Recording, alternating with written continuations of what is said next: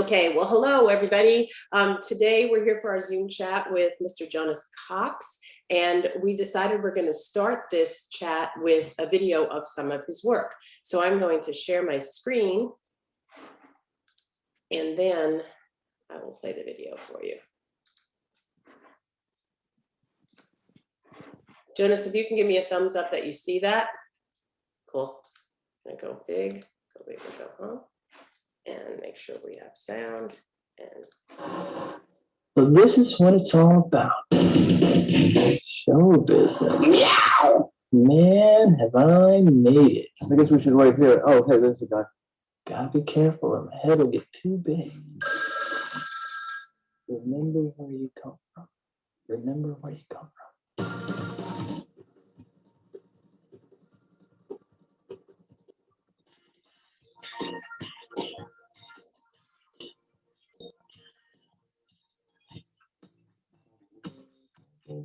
Hey, drugs working yet? You'll feel a slight pressure in the eyes. Okay, that's me cutting into them. Now, see, I burned your cheek. Some 41 That's from right. Canada. Do you guys eat snow? Yeah. Yes, just to survive and stuff. I lost my Metro card. I think this guy has it. Well, let me help you find it. I'm gonna whisper in his ear. I'm gonna look at him through a telescope. I see you. I see you. Do you have a minute, like 1 second? I'm making a film for my girlfriend. I'm rolling. You're gonna see images of my life as it is now, and it's great. I can't speak Spanish, so you have to cover most of the Spanish. But I'm just in order to make it. Are right now? No. Oh yeah, guys, shut down.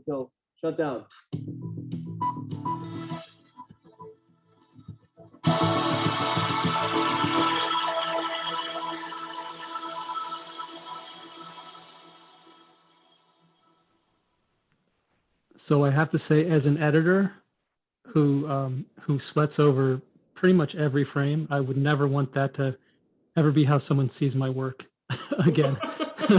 So I don't know how if we all had the same shared experience, but it was very laggy for me. And of course, not surprisingly, it's Zoom. Funny anecdote actually. I was making a TV show. It was called Time Warp Trio for WGBH. It also aired on the BBC. It was a huge deal for the studio I was working at. It was the premiere of the show was a Saturday morning, because it's Saturday morning cartoons, basically so it was on NBC Discovery Kids. So big deal. Everyone gathered in the studio to watch this show. We took the Saturday, we all came back together, and me and a sound guy, we wanted to make it be the best presentation. So we were messing around with some of the audio in the room. The show starts and there's this huge gap in the lip flap, basically. So someone's talking and it's not lining up, which is any editor's, especially when you're an animation editor like I was at the time, that's like your worst nightmare. So everyone looked at me like, what is going on? Because we thought the whole world was seeing the show that way. And I said, oh, there's no way it went out like that, because it has to get through network quality control checks. I never would let, but meanwhile I was thinking, oh my gosh, did I actually let the show leave the studio like that? It turned out we had created a feed, like a delay in the audio when we had set it up in the room, and the thing was totally fine. So watching my demo reel played back like that it's kind of brought that back to me. But thank you for asking me to come, Susan. I currently am working pretty much all remote, and I've been working for the last 3 years remotely for Liberty Mutual Insurance. So big change from TV, but I guess I'll just go through where I started off. So maybe I'll actually show my resume here. Could I share my resume, Susan? yeah, let me share the screen, share sound, share. I think you have to allow it or something like that. Yeah, I'm trying to find Disable it. out how I do that. Okay. Stop If you go into participants, next to his name, it should give you an option to make him a co-host. and Thank give you. them the Thank you. ability Yeah, to share make screen. a, there you go. I just did. Oh, I've changed. Nope, hold on. Sorry. Spotlight, allow recording. I can make you host. So let's just do that. Okay. Okay. There you go. So, thank you. Now I'm gonna try to find it.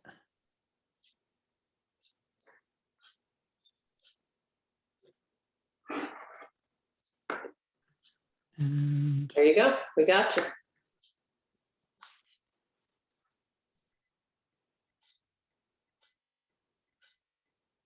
try to pull it up. Yes, it's up. Yeah, no, I'm trying to find it myself here. Um,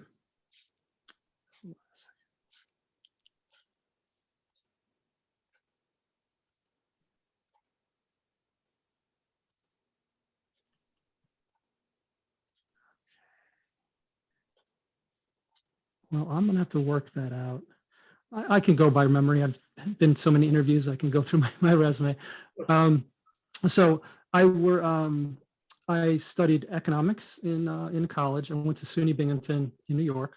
I didn't know at the time that I wanted to be that I wanted to go into film and video.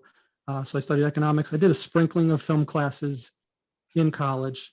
But my first real job out of college was a writer at a business publisher, where we had to write for clarity and brevity and really getting to the essence of the content.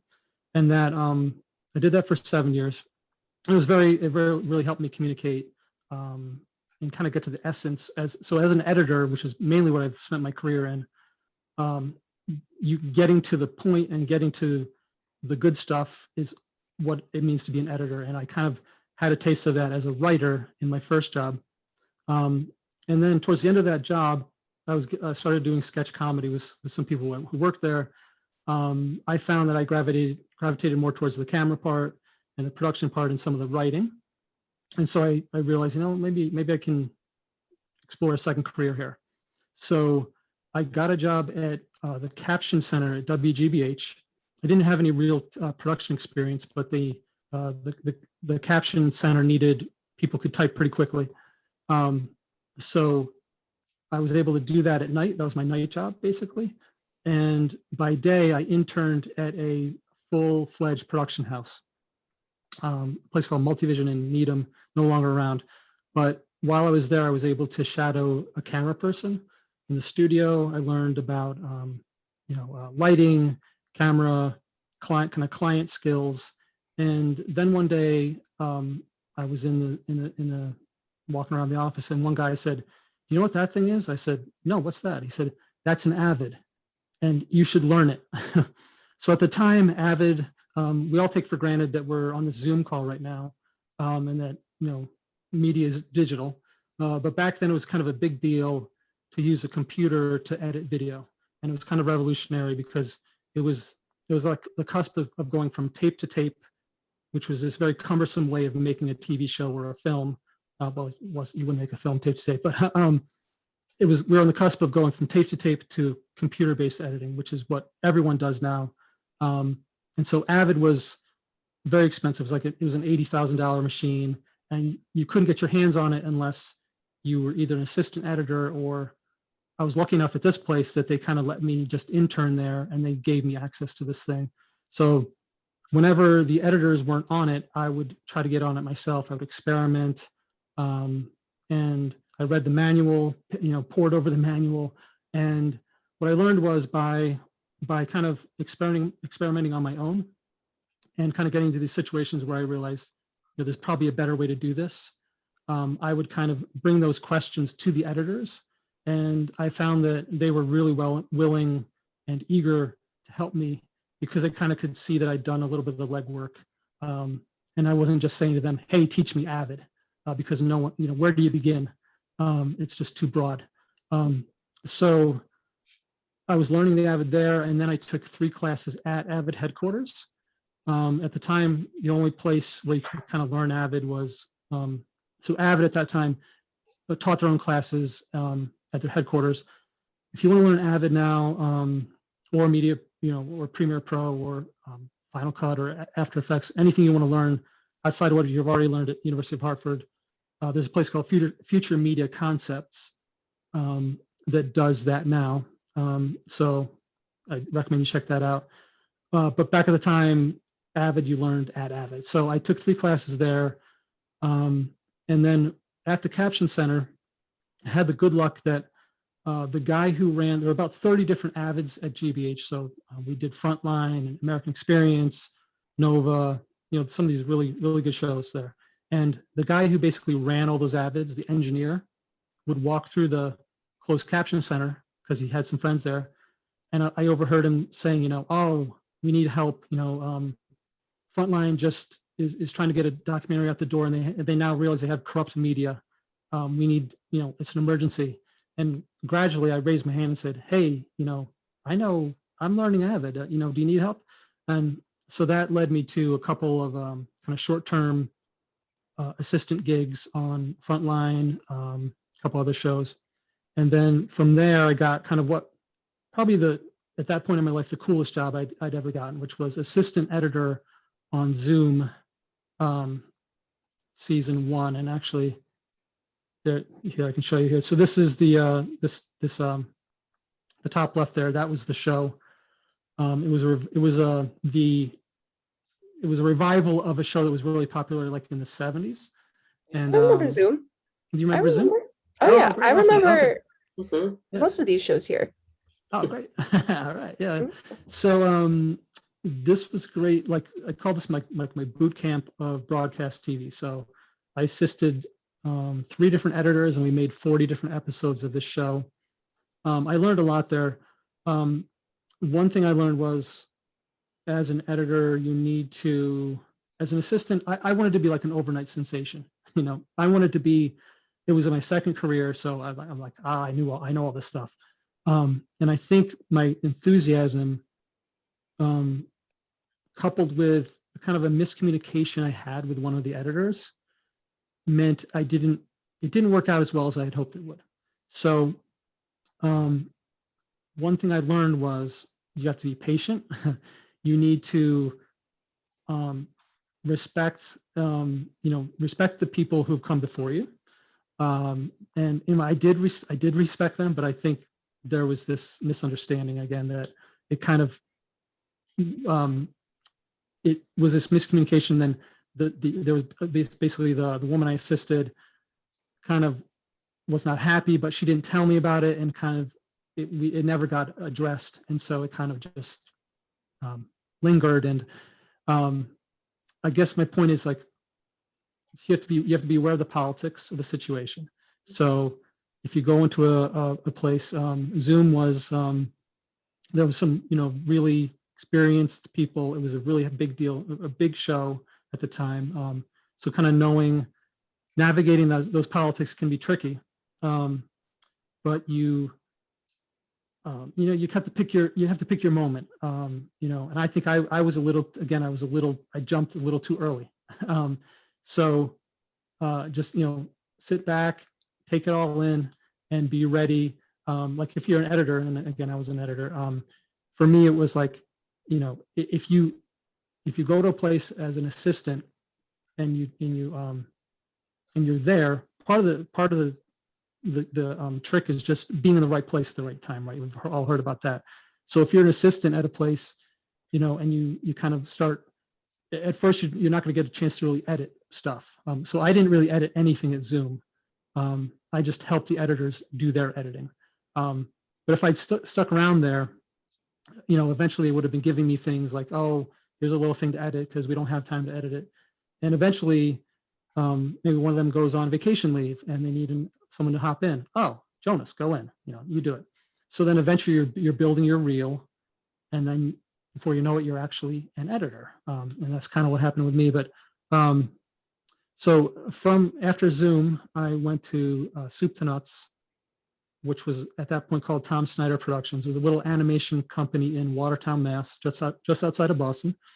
And it was a real kind of almost a garage band feel. It was really, we were in the basement of this place, and it was 30 animators out in this cubicle farm making really cool TV shows. So first show I worked on was called Science Court, the top right there.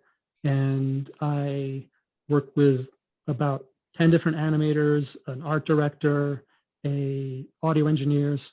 And the Avid was really kind of important for that show because the animation technique we used was kind of crude. So a lot of the refinement happened in the Avid. So that was very, very satisfying as the editor, knowing I kind of put a stamp on each show. But then we changed our animation technique, our animation program to Flash. So bottom left, you can see a huge improvement right in the look of the show. That was Home Movies, which some of you might have seen or heard about. The main character on that, actually two of the characters were voiced by H. Dime Benjamin, who is in Bob's Burgers, which is a show that runs now. He's Bob from Bob's Burgers. So he's a well-known comedic voice actor. So with that show, the animators had more control over the animation, and the animation looked so much better because they could do it all kind of more. They could do more of the animation themselves, which obviously they were very happy because they got to do more animation. They were animators, and my role kind of shifted to being more kind of adding special effects. So I learned After Effects, so which came into play for this other show that you're seeing here, O'Grady. O'Grady was a show where the premise was there was a weirdness. Every episode there was a different kind of weirdness that struck this town and this high school called O'Grady High. So the show was these 4 teenagers kind of getting through the perils of high school, but then also having to navigate a weirdness where if you sneezed, maybe you'd age like 40 years, right? So each episode there's a new weirdness, and I used a lot of After Effects to kind of, like bring out that, accentuate the weirdness. So I was at Soup to Nuts for about 7 years. I was promoted to post-production director, which was cool. So I worked with the networks, and I probably delivered about 100 episodes of 6 different shows. And we were then sold to Scholastic. So kind of the charm of what we did was a little bit lost when we were sold to Scholastic. So prior to Scholastic, we would kind of have our own idea, and we would kind of make the show. Soup to Nuts is why we call ourselves Soup to Nuts. We'd create the idea, we would script it, we'd record the voice actors, all the way to me then putting it to tape and getting it to the network. But then Scholastic kind of came in and changed the way we worked. It was more like work for hire, where it wasn't necessarily our idea, and it just, the vibe changed. So I kind of, and there were a couple other reasons I realized it's kind of maybe time for me to kind of move on. I had hired an assistant who was a really capable assistant, great, especially at After Effects. He's one of the best After Effects persons I've ever seen. And he stepped in for me, and I kind of moved on. I moved to at the time, I needed, if I could go back and change it, that was one of the questions, some of the things I would have changed. I wished at that time when I left Soup to Nuts that I could have just experimented and become a freelance editor, where, maybe a documentary or an indie film or a narrative film, kind of get away from animation. But at the time I needed healthcare. I needed healthcare because my wife, we were starting a family, and we just had a child, and I needed a full-time job, and it was hard to find full-time jobs editing in Boston for a couple reasons. Just the market wasn't good, and my reel was mostly animation. So as you build your reel, as you go along in your career, it's kind of a chicken and egg thing. You're gonna whether you're a producer, a director, an editor, no matter what you, or on-screen talent, you're gonna find that you might want to try something new, find something new. Well, if you haven't done it yet, it's not on your reel yet. So therefore, how do you get that job? When you send your reel to someone, so in my case, I wanted to do documentaries. Well, I had no documentaries on my reel. So therefore, I sent it off and I wouldn't get the job as a documentary editor probably. So to build the reel, there's no real quick solution to that. But I think the advantage that your generation has is you can go out and make your own stuff. So in one way, if you want to self-publish, then there's almost no constraints to what you can do. If you do want to make a living, working in a studio, working in a facility, you are going to need to give them your material at some point. So you're probably going to be asked to work for free, right? And you might in turn ask other people to work for free, right? That's the way that the film community helps itself, supports itself. I would recommend, so working for free is, you have the benefit of you don't have enough experience yet to like command, a price, to say, hey, you need to pay me. We're all at that point at some point. So I would say if you are looking for taking on free work, just make sure it's good. Make sure try to be selective at least. That try to find out as much about the project as you can ahead of time. Everyone likes to say they're an award-winning director. It's not always true. And if this award-winning director can't show you something that they've done, or at least when you talk to them, you just don't hear much there. Just be cautious, right? So you might find you do want to work for free just because you're going to get the experience and you're going to challenge yourself and you'll learn regardless of how good the outcome is. But it's even better if you can work on something that's a high enough quality that you want to put it on your reel, because that's kind of what when someone looks at your reel, they want to see that you've kind of approached the level of quality that they are trying to achieve. And that's why you want, if you're working for free, hopefully they have good production values. If they have good production values, then maybe it's worth working for free, getting on your reel, because then that can lead to the next job, and then obviously it snowballs in a good way.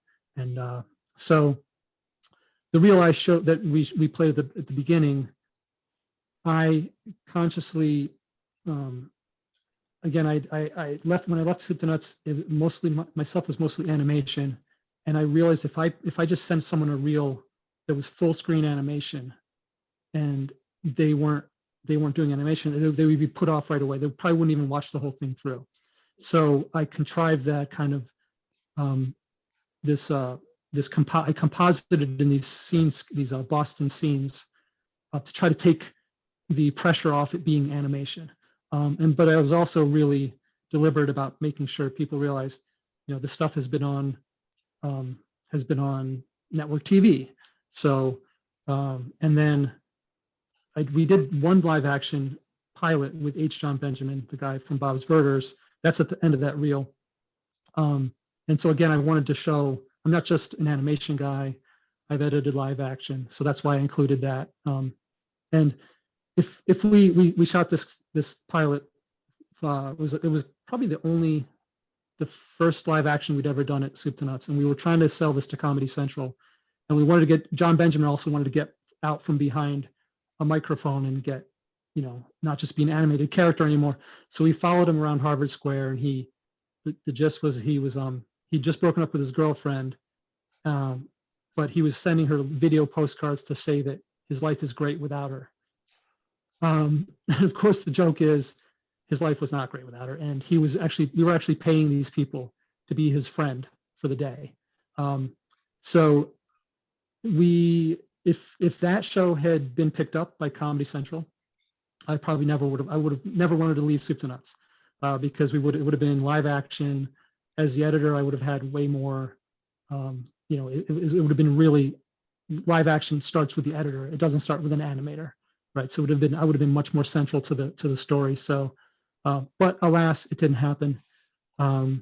H. John Benjamin did well for himself. He went on to do other stuff. But so from Soup to Nuts, I went into webcast and kind of made a lateral career move into webcasting. But actually, I'll be honest about it. Just before leaving Soup to Nuts, I wanted to see if they still would keep me. There were some things that were happening where I felt like I was being pushed a little to the side, and it happens over time. It's if you've been in a place for a long time, things change. So I went in, and I got a job with Thomson Financial, which became Thomson Reuters. So I had a job. I had a job that I'd interviewed for, and I got this job. And I then went to Soup to Nuts and said, "Hey, I feel like it's not this. There's some things wrong here." And I said this tactfully, diplomatically, of course. But so basically, I said, "I'd like to know what's going to happen for me here because I have an offer." And I was told by a friend of mine, that's what you need to do. You want to get something, you need to have leverage. So tell them you got your offer. So I gave my spiel, and they said, well, we'll think about it. We'll get back to you.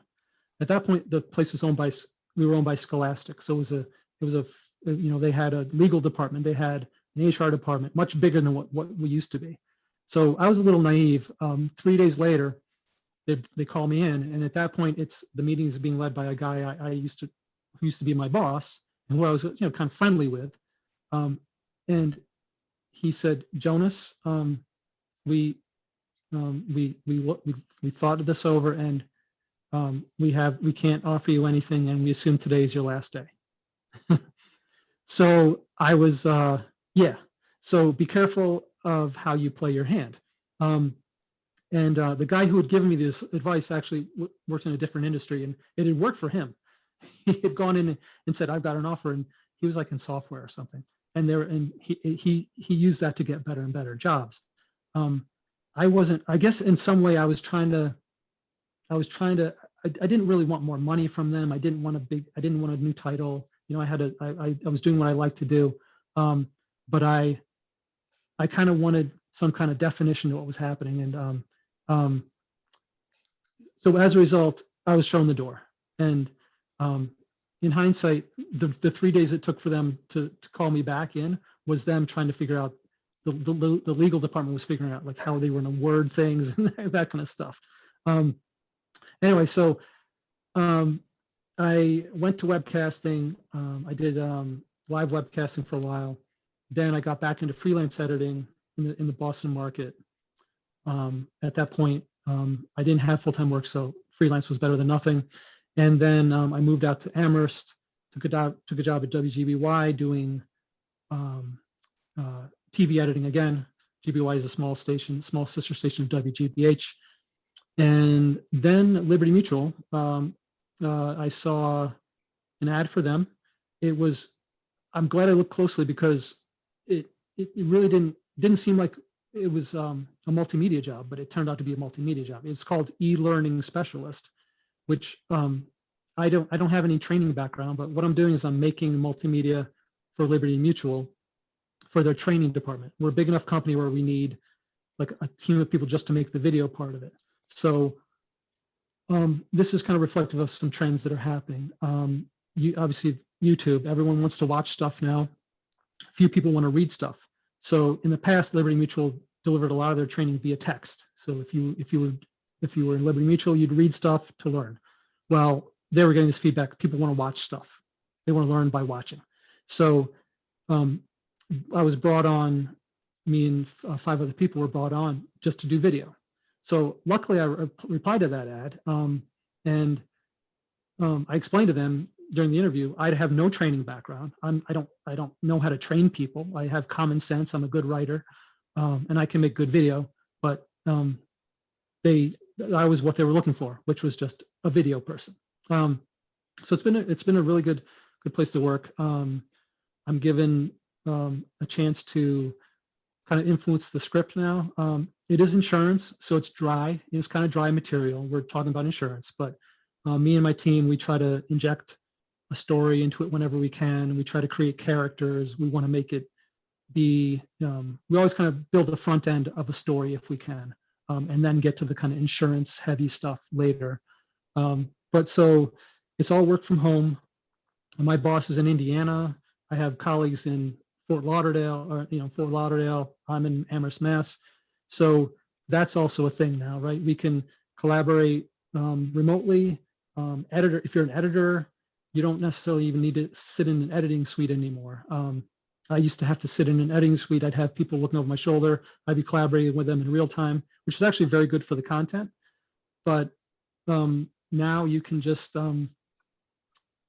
get your notes. The director gives you notes. You make your edit. You send them a QuickTime or a Vimeo link, and they give you feedback. Right. So it's good and bad there. I liked being able to be in an edit suite with people and collaborate that way.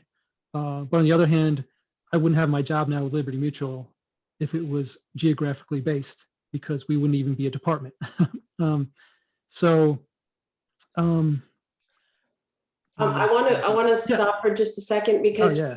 we have about 7 minutes left in the record time. So I wanted to see if students had any questions before we went any further. So students, do we have any questions out there? And you have control right now, Jonas. So okay, sure. Oops. Just chime in, guys, if you, oh, there we go. Does anybody have a question? No, really? I'm shocked. Okay, so I'll ask you one. What advice do you give to seniors coming out of college now? What do you think they should do to hone their skills and try to get a job in the business? So I would say, it's about building that reel. It's about, so there's the Fiverr.com, these kind of gigs that's taking over, where I can get a logo done by someone or a video made by someone in some other part of the world for $10. There's that reality to deal with, unfortunately. So in one way, the YouTube sensation is kind of it's opened it up, to anyone can make their own stuff. You don't have to rely on a network, ABC to like your stuff. You can self-publish. That's very good. But it's also led somewhat of a race to the bottom where anyone thinks they can make a video now. But the good news is there will always be a top end. There'll always be a high end. There's always going to be the HBOs, the Netflixes, because there's levels of quality, and it's obvious. Quality, it comes out, talent comes out. So if you want to, make your own stuff, I would recommend, there's time for you to always make your own stuff, right? You could do it on your, it could be your side. We always call it our side gig, right? Or I would say, go for, try to go to a big place like an HBO or a Netflix or you might not be able to get there right away. Or I guess ESPN is a big employer. You might not get there right away, but try to look forward to getting there, right? And you might not, your first job might not be with a place like that, but if you pick either if you're making your own stuff to build a reel, just make sure it looks good, sweat the details, make it look high quality, because as soon as that first frame hits of a demo reel, it's a first impression that you want to make a good first impression, right? And just know that it's going to take time, because there's a history of paying your dues, right? Of working for other people before you can kind of be, for me, I had to be an assistant before I became an editor. And that's one thing. If you do want to become an editor, don't assume just because you can edit now, because anyone can edit now. Anyone can be an editor now, because everyone has a home version of Premiere Pro, Final Cut, whatever. That doesn't make you an editor yet. Editors are, look at some really good editing, and that's what you aspire for. So there's my point is you can learn. You have the ability to be kind of an overnight sensation, but look to other people, look to experience if you can. Find experienced people, make yourself valuable to them, whether you're an assistant editor, assistant producer, assistant director, assistant camera, and kind of just pick your moment. You will get that moment by being there, listening to them. There'll be a chance again, like someone's going to go on vacation, or they're going to need you. You're going to build up those moments in those where you're now a full-fledged editor. It's saying on my screen less than a minute, so if we all go poof, I have no idea what's going to happen. But Okay. everyone, this isn't. Wait. Question. Oh, Binghamton. Oh, is Nice. and also we talk about the importance of Yeah. internships all the time. That's the other thing that I think is really crucial for our students to get involved in. Also, no question, but my teacher in elementary school showed Thanks. science core to the class. That's great. That's Yep. great. So Thank again, you. we can keep talking, but I think we all, I don't know if it just stops recording, or I've never gone past the time Yeah. limit before. So It might have us go poof. it might have us go Yes. poof. Okay, so I'm Yeah. warning everybody, we could poof. So I'm going to say thank you right now, Jonas, to make Thank sure you. I get that in, and really appreciate it. Madeline here is actually working on her grad project on for children's programming. So she right. might want to have other conversations with you in the future if you're okay with that. Please. Absolutely. You Sure. can share my Yeah, I can share my put you- contact with everyone. Yeah. Yeah, And, Absolutely. Okay. Well, then I am actually going to say goodbye because I don't want us to poof out, because that would be just rude. So thank you so much, Jonas. I appreciate you talking with us. And again, if the students have any other questions, I'll relay those to you, and we can talk more. Okay. Great. My pleasure. Great. Thank you. Thank you, everybody. Thank Take you. care. Bye.